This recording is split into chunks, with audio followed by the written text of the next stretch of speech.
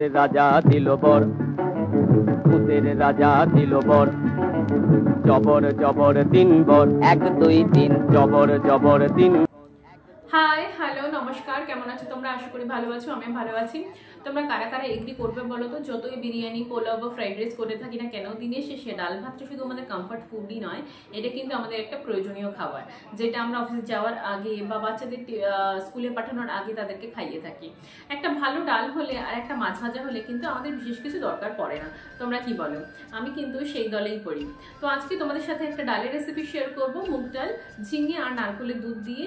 খুবই ভালো খেতে, এবং এই ডালটা হলে আর একটা মাছ ভাজা হলে বিশ্বাস করো এক থালা ভাত কিন্তু তোমরা এক নিমিষে শেষ করে ফেলতে পারবে, আর কোনো তরকারি বা ভাজার কিচ্ছু প্রয়োজন হবে না। তো চলো আজকে যাওয়া যাক মেন রেসিপিতে। আর রান্নাটা কিন্তু প্রথম থেকে শেষ পর্যন্ত দেখতে থাকো, খুবই ইজি এবং খুব চটজলদি হয়ে যাবে। আর এইটুকুনি গ্যারান্টি দিতে পারি, সবাই কিন্তু তোমাদের খুব প্রশংসাও করবে। চলো এবার যাওয়া যাক মেন রেসিপিতে। প্রথমে আমাদের সোনামুগ ডালটাকে ভালো করে শুকনো কড়ায় ভেজে নিতে হবে, লাল লাল করে। এই রকম ধরনের যে কোনো ডালই করতে গেলে ডালটা যদি ভেজে নাও তাহলে একটা সুন্দর গন্ধ আসে। ভালো করে কন্টিনিউয়াসলি নেড়ে লাল লাল করে ভেজে তুলে ধুয়ে নিয়ে সেটা সেদ্ধ করে রেখে দিতে হবে। ডালটা সেদ্ধ করে তোমরা প্রথমেই রেখে দেবে, আর ডালটা কিন্তু পুরো গলিয়ে দেবে না, একটু তার মধ্যে মানে পুরো গলে যাওয়ার আগে স্টেজ পর্যন্ত সেদ্ধ করে এটা সাইডে রেখে দেবে।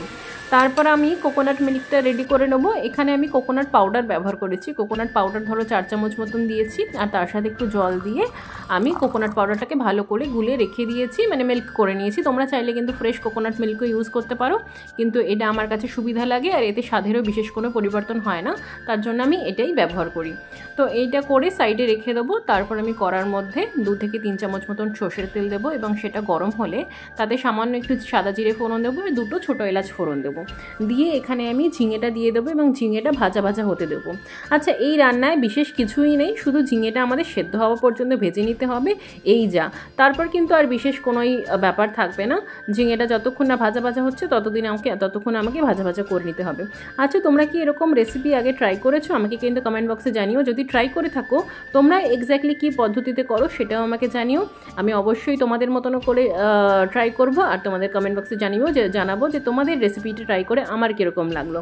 আচ্ছা, এই যখন ঝিঙেটা ভাজা ভাজা হবে তখন তাতে কিন্তু নুন হলুদ স্বাদ মতন দিয়ে দিও, আর তারপর সামান্য একটু জল, একটু কাঁচা লঙ্কাও দিও, আর জলটা দিয়ে ঢাকা দিয়ে দিও, তাহলে তাড়াতাড়ি ঝিঙেটা সিদ্ধ হয়ে যাবে। যদিও ঝিঙে সেদ্ধ হতে বেশি সময় লাগে না, তাও যদি ঢাকা দিয়ে দাও তাহলে আরও তাড়াতাড়ি সেদ্ধ হয়ে যাবে।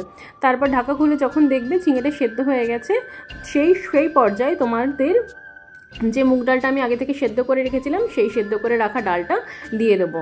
দিয়ে ভালো করে নাড়াচাড়া করব, এবং যখন ডালটা একটু ফুট ধরবে তখন তাতে আমি 1 চামচ মতন আদা বাটা দেবো, আর স্বাদ মতন মিষ্টি দেবো, আর ওই যে কোকোনাট পাউডারটা গুলে রেখেছিলাম জলের মধ্যে, সেই কোকোনাট মিল্কটাও কিন্তু পুরোটা দিয়ে দেবো।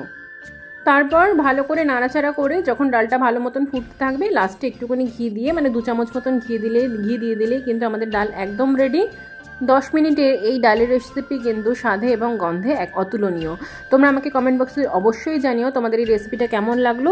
যদি ভালো লাগে তাহলে লাইক, শেয়ার এবং সাবস্ক্রাইব করে দিও। আর আমাকে এটাও জানিও যে তোমরা এরকম সিম্পল রেসিপি চাও কিনা। যদি আমার থেকে এরকম রেসিপি আরও দেখতে চাও তাহলে কিন্তু আমাকে অবশ্যই জানিও, আমি এরকম রেসিপি তোমাদের সাথে আরও শেয়ার করব। আজকে ভিডিওটা এখানেই শেষ করছি, দেখা হবে নেক্সট ভিডিওতে। টিল দেন টাটা, ভালো থাকো, সুস্থ থাকো, দেখা হবে আবার পরের ভিডিওতে।